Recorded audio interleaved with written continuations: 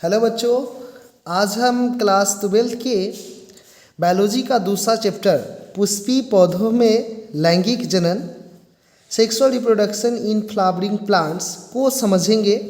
इससे पहले हम लोगों ने पिछले वीडियो में चैप्टर 1 को अच्छे तरीके से समझ लिए हैं और साथ ही बिहार बोर्ड द्वारा उन चैप्टर से जो भी प्रश्न पूछा जा चुका है उन सभी प्रश्नों को हम लोगों ने बारी बारी से कर लिए हैं। और आज का जो वीडियो है वह बहुत ज़्यादा ज़रूरी होने वाला है और हम चाहेंगे कि आप सभी बच्चे इस वीडियो में जो कुछ भी बताया जाता है उसे अच्छे तरीके से याद कर लेंगे ताकि आने वाला जो वीडियो होगा इसी चैप्टर का वो अच्छे से आपको समझ में आए। और जो कुछ भी एक तरीके से कह सकते हैं इस चैप्टर का जो बेसिक जानकारी है वह यहाँ से आपको मिलने वाली है और आपको बताते चले कि इस चैप्टर से बोर्ड के द्वारा बहुत ज़्यादा प्रश्न पूछे जाते हैं और लॉन्ग क्वेश्चन टाइप जो भी होते हैं वह भी पूछा जाता है, तो आप इसे याद करते चलेंगे। चलिए समझते हैं चैप्टर को। हम आपको बता दें और बताया भी है बहुत पहले, शायद याद होगा कि पृथ्वी पे जितने भी पौधे पाए जाते हैं, पृथ्वी पे जो समस्त पौधे हैं उन सभी पौधे को 5 भागों में बांटा गया है। ठीक है, उन सभी जो भाग क्या है उसको हम बारी बारी से समझेंगे। देखिए, पहला भाग जो बांटा गया है वह है शैवाल का, जिसे हम एल्गी कहते हैं। दूसरा है ब्रायोफाइटा का, जिसे हम ब्रायोफाइटा होता है इंग्लिश, ठीक है। तीसरा है टेरिडोफाइटा और चौथा है अनावृतबीजी, जिसे हम जिम्नोस्पर्म कहते हैं। और पांचवा जो पौधे की भाग है जो बांटा गया है वह है आवृतबीजी पौधा, जिसे हम एंजियोस्पर्म कहते हैं। आइए समझते हैं इन सभी भागों को बारी बारी से। शैवाल जो होता है एल्गी पादप का उन भाग में से एक है जिन भाग में जो भी पौधे आते हैं, जो भी पादप आते हैं, उनमें किसी भी प्रकार का कोई जड़ नहीं पाया जाता है। ना तो इन पादप में कोई तना रहता है और न ही कोई पत्तियां पाई जाती है। इसके अलावा इन पादप में किसी प्रकार का कोई फूल या पुष्प उत्पन्न नहीं होते हैं और न ही किसी प्रकार का कोई बीज बनता है। फिर भी शैवाल जो होता है यह पादप कहलाता है। वजह क्या होता है कि शैवाल में एक चीज़ पाया जाता है। पौधे में पादप कोशिका की हम बात करते हैं, बेसिक बायोलॉजी में हमने पढ़ा है आपको कि पादप कोशिका में एक चीज़ कॉमन होता है कि हरित लवक उसमें पाया जाता है। जो प्लास्टिड होते हैं वो मौजूद होते हैं और शैवाल जो होते हैं उनके शरीर में ऐसा ही कुछ प्लास्टिड की बात करते हैं, लवक की बात करते हैं, वो पाया जाता है, जिस कारण से शैवाल को पादप में रखा जाता है, पादप जगत की श्रेणी में रखा जाता है। ठीक है, इस शैवाल में आप याद रखिएगा कि किसी प्रकार का कोई जड़ नहीं पाया जाता है, ना तो कोई तना होता है, ना ही कोई पत्ती, ना पुष्प और ना ही बीज बनता है। ठीक है, इसे हम शैवाल कहते हैं। इसका एग्जाम्पल हो सकता है साइनोबैक्टीरिया, डायटम्स, स्पाइरोगाइरा, ये सभी शैवाल के उदाहरण हैं। आइए समझते हैं शैवाल के बाद पादप के अगला भाग क्या कहलाता है और वह है ब्रायोफाइटा। आप याद करते चलिए, ब्रायोफाइटा की बात करते हैं तो ब्रायोफाइटा पादप का ही भाग है जिनमें जड़ तो नहीं पाया जाता है, ठीक है, इसमें तना भी नहीं पाया जाता है, ना किसी प्रकार का पुष्प होता है, ना ही बीज पाया जाता है ब्रायोफाइटा में। एक चीज़ ध्यान देने वाली बात है, ब्रायोफाइटा में जड़ नहीं होता है लेकिन जड़ के जैसा एक संरचना इनमें देखने को मिलता है, जिस संरचना को हम मूलाभास कहते हैं, जिस संरचना को हम मूलाभास या राइजोम कहते हैं। और ठीक ऐसे ही ब्रायोफाइटा जो पादप है उनमें पत्ती नहीं पाया जाता लेकिन पत्ती के जैसा ही कुछ संरचना देखने को मिलता है, जिसे हम थैलस कहते हैं। ध्यान रखिएगा, विकसित रूप से ब्रायोफाइटा में जड़ नहीं पाया जाता है, विकसित रूप से ब्रायोफाइटा में पत्ती भी नहीं पाया जाता है। ठीक है, इस भाग में जो पादप आते हैं उसके एग्जाम्पल हमने बताया यहाँ। एक है मॉस, जिसे हम काई कहते हैं। आप लोग देखे होंगे काई को बरसात के मौसम में दीवालों पे या नम स्थान जहाँ भी होता है, नदी के किनारे हो या नदी के किनारे जो पत्थर आदि होते हैं उन सभी पे ये काई को आप लोग देखे होंगे। तो काई जो होता है ब्रायोफाइटा का ही एक उदाहरण है। इसके अलावा फ्यूनेरिया ब्रायोफाइटा का ही एक भाग है या उदाहरण कह सकते हैं। अगला पादप का एक जो भाग आता है पादप जगत का, जिसे हम कहते हैं टेरिडोफाइटा। टेरिडोफाइटा की बात करते हैं तो टेरिडोफाइटा पादप का थोड़ा विकसित रूप होता है। शैवाल और ब्रायोफाइटा के मुकाबले टेरिडोफाइटा थोड़ा सा विकसित होता है। इसको याद करते चलिएगा। टेरिडोफाइटा की जो पादप होंगी उसमें जड़ विकसित होते हैं। टेरिडोफाइटा की पादप को आप देखिएगा तो उसमें आपको जड़ दिखेंगे, साथ ही साथ आपको तना भी नजर आएंगे, पत्ती भी होगा, लेकिन पुष्प नहीं पाया जाता है। टेरिडोफाइटा में पुष्प नहीं पाया जाता है और ना ही कोई बीज होते हैं। इसकी एग्जाम्पल की बात कर ले तो टेरिडोफाइटा का एग्जाम्पल सेलाजिनेला होगा। मार्सिलिया पादप बहुत ही प्रसिद्ध है, टेरिडोफाइटा की श्रेणी में आता है। इसके अलावा फर्न भी टेरिडोफाइटा का ही उदाहरण है। आइए अब पादप को अगले भाग जो भी है अनावृत बीजी, जिसे हम जिम्नोस्पर्म कहते हैं, इसे समझते हैं। जिम्नोस्पर्म या अनावृत बीजी, जिम्नोस्पर्म या अनावृत बीजी पादप के उस भाग को कहा गया है या उन पादप को इस में रखा गया है जिस पादप के जड़ पूर्णतः विकसित होते हैं। मतलब इन पादपों में जड़ अच्छे तरीके से पाया जाता है। इसके अलावा ऐसे पादपों में तना भी संपूर्ण रूप से विकसित होता है, इनमें पत्तियां भी आते हैं, लेकिन पुष्प नहीं बनते हैं। पुष्प नहीं बनते हैं। बीज पाया जाता है, लेकिन बीज कैसा होता है? नग्न बीज रहता है। नग्न बीज का मतलब हम कह सकते हैं कि इस बीज के ऊपर इस भाग के अनावृत बीजी भाग के जो भी पौधे होते हैं उनमें जो बीज पाए जाते हैं वह नग्न बीज होता है। उस बीज के ऊपर किसी भी प्रकार का बीज का कोई खोल नहीं पाया जाता है, जिसे हम बीज चोल कहते हैं। किसी प्रकार का कोई बीज का खोल समझ सकते हैं, वह नहीं पाया जाता है। समझ में आया? जिस कारण से इस बीज को हम नग्न बीज कहते हैं। ठीक है, आइए इसकी एग्जाम्पल को समझते हैं। तो जिम्नोस्पर्म के कुछ पादप के एग्जाम्पल हो सकते हैं साइकस, सनोवर जिसे हम फर कहते हैं, और तीसरा एग्जाम्पल हो सकते हैं देवदार। ठीक है, अब आगे बात करते हैं हम सबसे विकसित पादप के भाग का, जिसे हम आवृत बीजी कहते हैं, एंजियोस्पर्म। एंजियोस्पर्म पादप के उस एंजियोस्पर्म जो भाग है उनमें वैसे पादप को रखा गया है जो संपूर्ण रूप से विकसित होते हैं। कहने का मतलब हुआ कि इन पादप में जड़ विकसित होते हैं, तना भी पाए जाते हैं, पत्ती, पुष्प, बीज भी होते हैं और बीज चोल भी होते हैं। ध्यान रखिएगा, पुष्प इसमें पाया जाता है, मतलब पुष्प आवृत बीजी के पौधे में पाया जाता है। इसकी एग्जाम्पल हो सकता है मक्का, गुलाब, गेहूं आदि।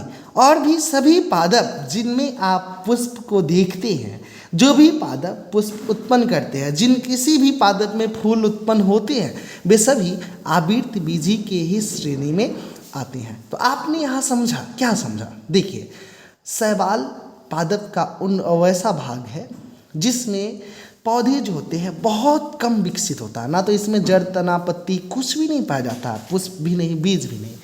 केवल और केवल इसमें प्लास्टिन, लवक पाए जाने के कारण इसे हम पादप की श्रेणी में रखते हैं। इसके बाद अगर देखते हैं ब्रायोफाइटा, तो ब्रायोफाइटा शैवाल से थोड़ा विकसित रूप होता है, क्योंकि इसमें जड़ और तना जैसी कुछ संरचनाएं आ जाती है। ओरिजिनल वाला जड़ या पत्ती नहीं होता है।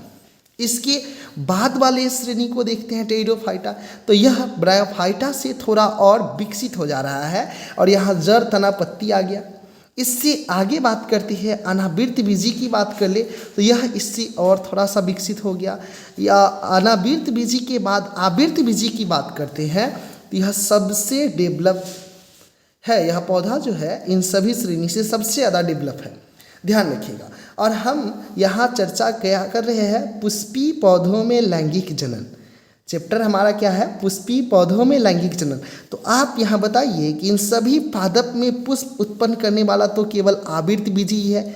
यहीं देखिए यहाँ पे पुष्प उत्पन्न हो रहा है आवृतबीजी में।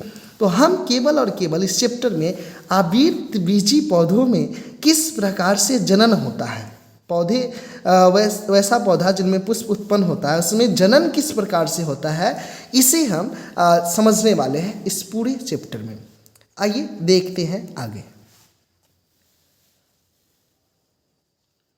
देखिए यह एक पुष्प का संरचना है, ध्यान दीजिए, यह एक पुष्प का संरचना यहाँ पे बनाया गया है, स्ट्रक्चर है फ्लावर का। आइए इस स्ट्रक्चर को आसानी से समझते हैं। क्वेश्चन पूछे जाते हैं कि आवृतबीजी पौधे के पुष्प की संरचना को बताइए, स्वच्छ नामांकन चित्र बनाएं। ठीक है, तो आपको ऐसा करके फिगर बनाना होता है।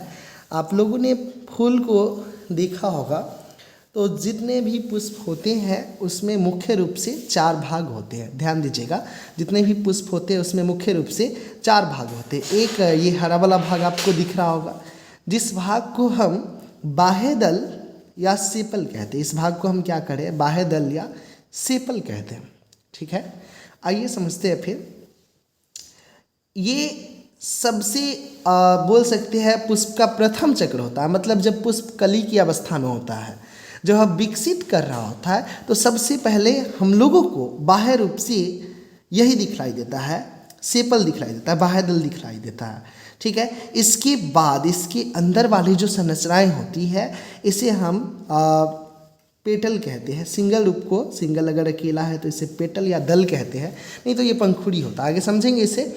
और ये जो भाग आपको दिख रहा है, धागे जैसी संरचना, तंतु जैसी संरचना, इस सभी संरचनाओं को हम एक सिंगल रूप अगर ले लेते हैं, अकेला अगर इसे हम बात करते हैं, ये अकेला हो तो इसको हम पुंकेसर कहते हैं, स्टामिन कहते हैं। ये पुष्प का नर भाग होता है, ये पुष्प का नर भाग होता है।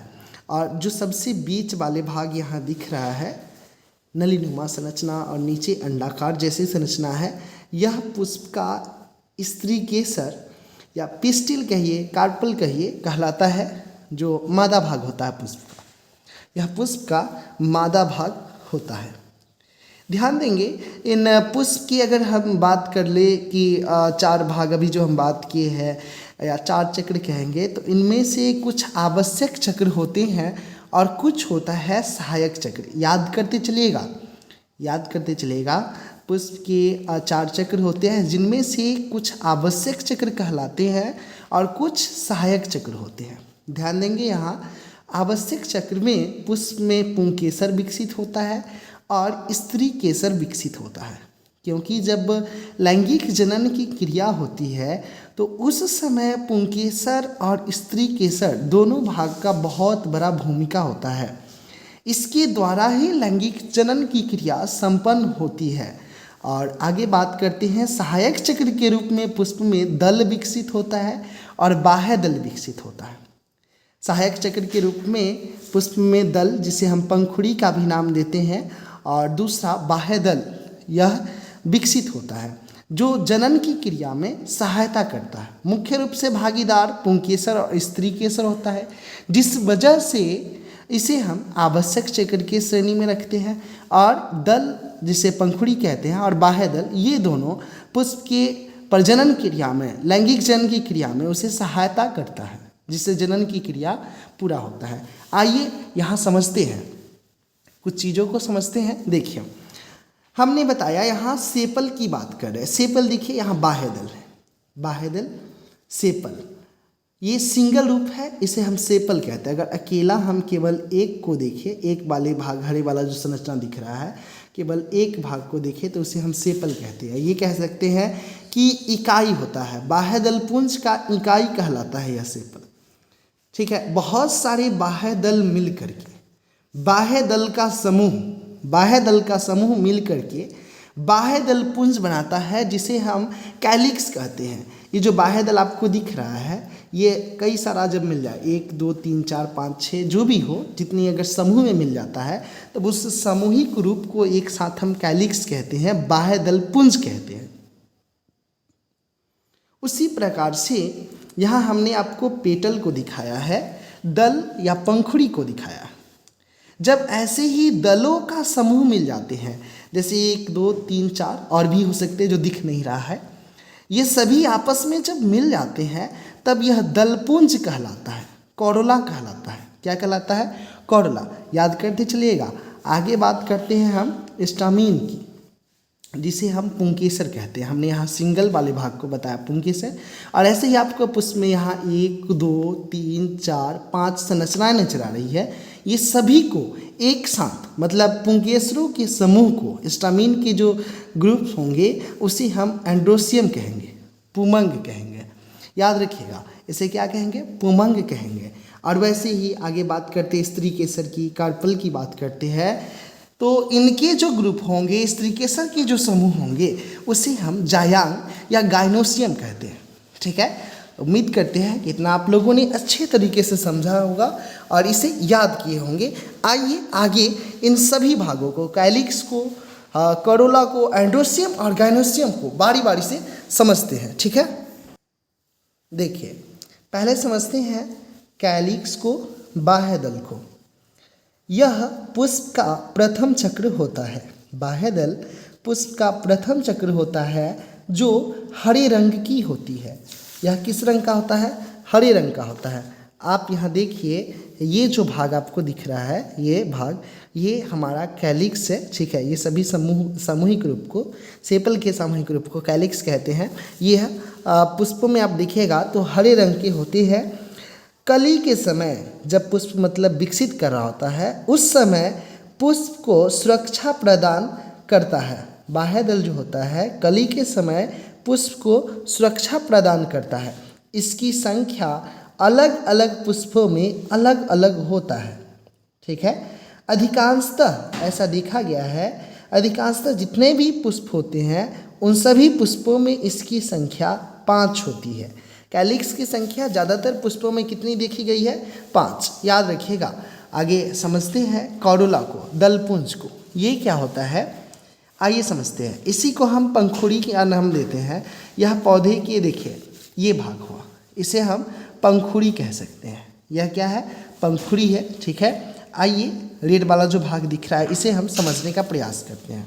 देखिए, यह पुष्प का दूसरा चक्र होता है। पुष्प का रंग इस भाग पर ही निर्भर करता है। आपने देखा होगा कोई पुष्प आपको लाल नज़र आते हैं, कोई आपको नीला दिखते हैं, कोई पीला, है ना, कोई गुलाबी। तो ये सभी रंग जो आप देख पाते हैं, ये सभी रंग पौधे के दलपुंज मतलब कौरला भाग पर ही निर्भर करता है। अलग अलग पुष्पों में इसका रंग अलग अलग होता है। अलग अलग पुष्पों में इसका रंग जो होता है पंखुड़ी का, वह अलग अलग होता है। दलपुंज का आकर्षक रंग, जो इसमें रंग होते हैं और आकर्षक रंग कह सकते हैं, दलपुंज का आकर्षक रंग कीटों व तितलियों को अपनी तरफ आकर्षित करता है। ठीक है, इसकी में जो कलर पाया जाता है उस कलर को लेकर ही कोई कीट या तितली उस पुष्प पे जाते हैं और उस पुष्प में जो स्थित होता है मकरंद, उसे वह लेते हैं। ठीक है, ये कह सकते हैं। और यह प्रक्रिया होना भी जरूरी है। आप समझिए कि यह प्रक्रिया पौधा जानबूझकर ही कराता है, ये समझ लीजिए। ठीक है, कोई भी लालच कुछ देता है। पौधे क्या किया, अपना बढ़िया सा कलर के साथ जो है पुष्प उत्पन्न किया और ये सभी जो कीट है, तितली है, यह आकर्षित होकर पुष्प पर आते हैं। ठीक है, इसके पीछे भी पुष्प का एक स्वार्थ छिपा होता है। पुष्प चाहता है कि उसे जो है परागण की क्रिया पूरा हो, पॉलिनेशन की क्रिया पूरा हो, और इसी के लिए उसे कीटों की, तितलियों की ज़रूरत होती है। आगे की क्लास में हम परागण को अच्छे तरीके से समझेंगे, ध्यान रखिएगा। अधिकांश पुष्पों में इसकी संख्या 5 होती है। पंखुड़ी की भी संख्या ज़्यादातर पुष्पों में 5 ही होता है। आइए समझते हैं अगला भाग जिसे हम पुमंग कहते हैं, एंड्रोसियम। यह पुष्प का नर भाग होता है और पुमंग पुष्प में का जो है मुख्य भाग में से एक है। ठीक है, यह पुष्प का मुख्य भाग होता है, जौड़ी भाग है। ठीक है, जिसे हम नर भाग भी कहते हैं। नर भाग के रूप में यह पौधों में विकसित होता है। इसी भाग में नर युग्मक का निर्माण होता है। इसी भाग में नर युग्मक का निर्माण होता है। ठीक है, जो लैंगिक जनन पूरा करने में सहायक होता है। एंड्रोसियम के अंदर ही नर युग्मक का निर्माण होता है और यह नर युग्मक लैंगिक जनन पूरा करने में सहायता करता है। कई पुंकेसर के मिलने से पुमंग या एंड्रोसियम का निर्माण होता है। ठीक है, हमने यहाँ पे क्या बताया आपको, ये सभी क्या है, पुंकेसर है। सिंगल रूप में क्या है, पुंकेसर है। लेकिन ये सभी एक साथ मिल जाते हैं, एक साथ समूह में बन जाते हैं। एक साथ जब यह समूह में बन जाते हैं तब इसे हम पुमंग या एंड्रोसियम कहते हैं। ठीक है, आइए देखते हैं आगे। पुंकेसर के मिलने से पुमंग का निर्माण होता है। पुमंग के भी भाग होते हैं। आइए समझते हैं। देखिए यहाँ पे हमने पुंकेसर के भाग होते हैं, सॉरी देखिएगा, यहाँ पुंकेसर के कई भाग होते हैं। हमने पुंकेसर को अलग करके, सेपरेट करके यहाँ दिखलाए हैं। इस तरीके का पौधे में जो होता है पुंकेसर होता है। आप यहाँ देखिए, इसके जो ऊपरी भाग है, यहाँ से यहाँ तक ये वाला भाग, यहाँ भी इस भाग को हम परागकोश कहते हैं, एंथर कहते हैं। ठीक है, एंथर कहते हैं। और ये जो पतला सा धागा नुमा संरचना है, तंतु जैसा, इस भाग को हम तंतु या पुतंतु या फिर फिलामेंट, इंग्लिश की बात करते हैं, फिलामेंट कहते हैं। जहाँ पर परागकोश और ये तंतु एक दूसरे से जुड़ जाते हैं, वहाँ पे कुछ ना कुछ पॉइंट होता है जहाँ पे ये दोनों आपस में चिपके रहते हैं। उस जगह को हम योजक कड़ी कहते हैं, कनेक्टिव पॉइंट कहते हैं। ठीक है, आइए समझते हैं परागकोश किसे कहते हैं।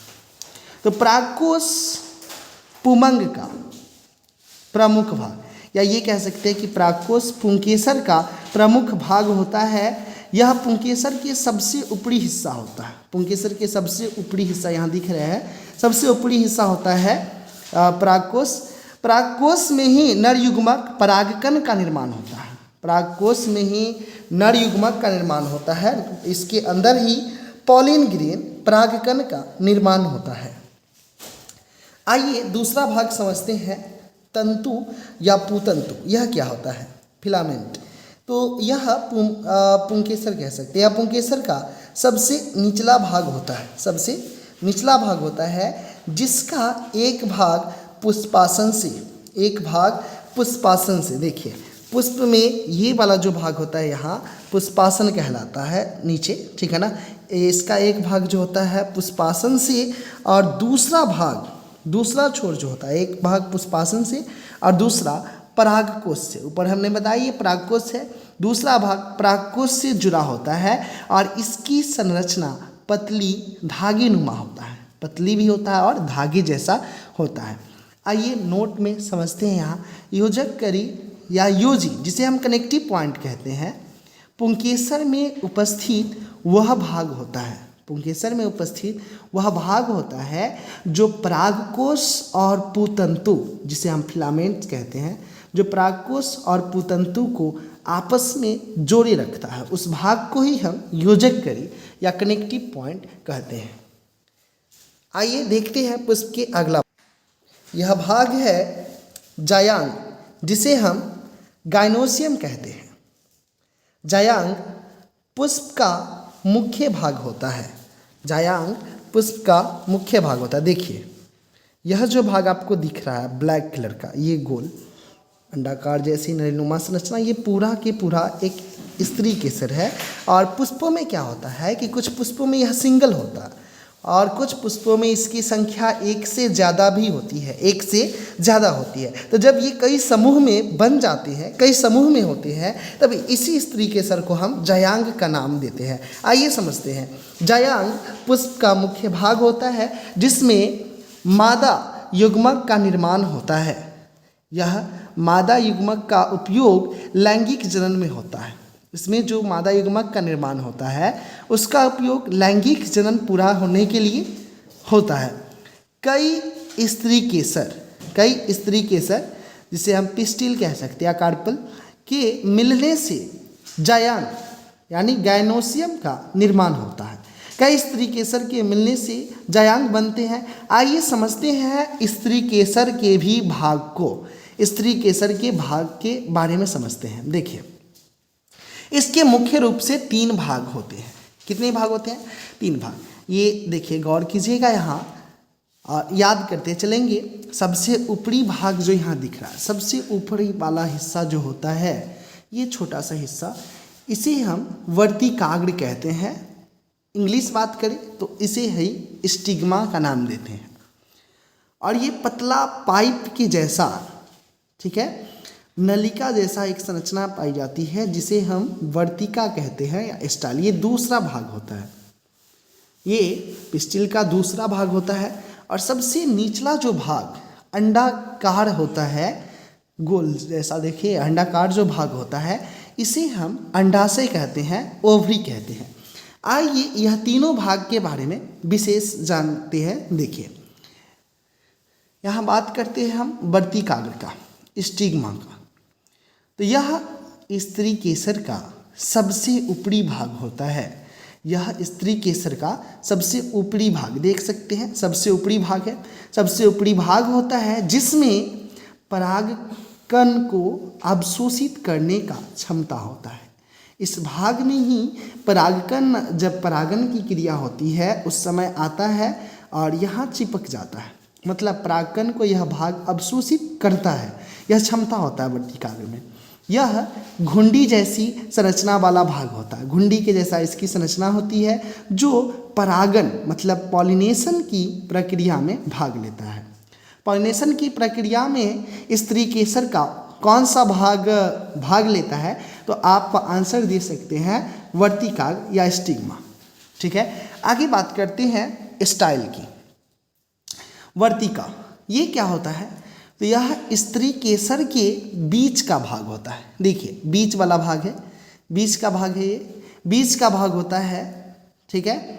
जो स्टिग्मा बोले तो वर्तिकाग्र, स्टिग्मा वर्तिकाग्र, और ओवरी मतलब अंडाशय, यह भाग जो होता है वर्तिकाग्र से और अंडाशय से जुड़ा रहता है, ठीक है। वर्तिकाग्र से और अंडाशय से जुड़ा होता है। यह परागकण को वर्तिकाग्र से अंडाशय में पहुंचाने में मदद करता है। यह परागकण को वर्तिकाग्र से अंडाशय में परागकण को पहुंचाने में मदद करता है। तीसरा भाग को समझते हैं अंडाशय। यह क्या होता है? आइए समझते हैं। अंडाशय ओवरी, यह जायांग का या स्त्री केसर का मुख्य भाग होता है जो वर्तिका से जुड़ा रहता है। किससे जुड़ा हुआ है? यह वर्तिका से, यह वर्तिका से जुड़ा हुआ भाग है, ठीक है। इसकी संरचना फूली हुई कोष्ठ के समान होता है, थोड़ा सा फूला हुआ रहता है, जिसमें ओव्यूल बोले तो बीजांड, ओव्यूल का मतलब होता है बीजांड। आगे समझेंगे बीजांड क्या होता है अगले वीडियो में। तो जिसमें बीजांड भरा रहता है। पुष्पों में अंडाशय की संख्या 1 होता है, पुष्पों में अंडाशय की संख्या 1 होता है, लेकिन किसी किसी पुष्पों में अंडाशय की संख्या 1 से ज़्यादा होता है, ठीक है।